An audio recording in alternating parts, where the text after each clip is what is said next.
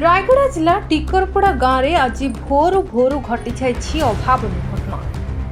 Grammar रियो काड्राका घरे यह अग्निकांड घटी तेबे भोर प्राय 4टा बेले कौनसी कारणवशतः हठात निया लगी बेले देखु देखु निया चारिआडे व्यापी जाइथिला।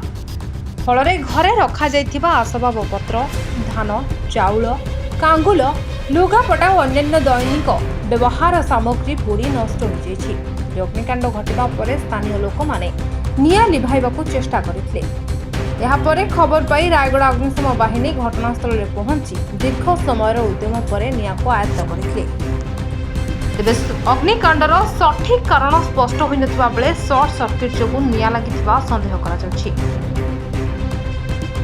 डिओ तांको पत्नी गतकाली गोतीगुड़ा गाँव को जाइथिबा बेले घरे तांकर 12 वर्षर झियो और पुओ दुई भाई भौणी घरे एकाकी जाइथिले। तेबे एही घटना रे कोनोसी जीवन हानि घटि नथिबारु स्थानीय लोके आश्वस्ति प्रकाश करछन्ति।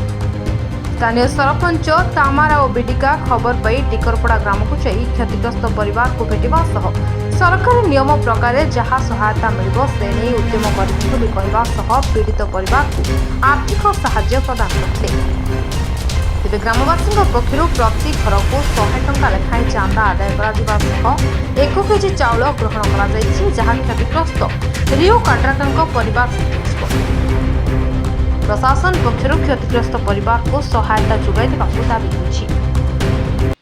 मु तो आज आसली खबर पाई सांगे सांगे पलि आसली आसिक देखली जे से डिउ काड्राकर जेहेतु घर पोड़ी जाइए जेहेतु मूल्यवान जिनस जाक सब नष्ट हो जाइए जी टंका थिला मु देखिली सब फोटो फोटो भी उठे जेहेतु नष्ट हो जाइए जी खाइबा जिनस भी जो चाउल जो मांडिया कांदुल सब थिला सेटा भी नष्ट हो जाइए आज खाइबा भी नहीं जेहेतु घर संपत्ति बोले 3.5 लाख 4 लाख पाखापाखि पूरा नष्ट हो जाइए।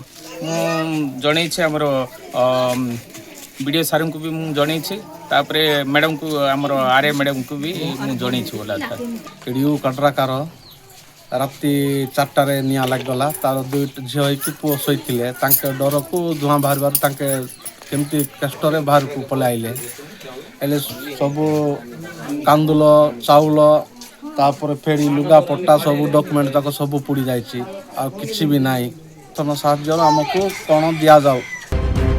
रायगड़ारू शिवनारायण गौड़ रिपोर्ट किरांचल लाइव।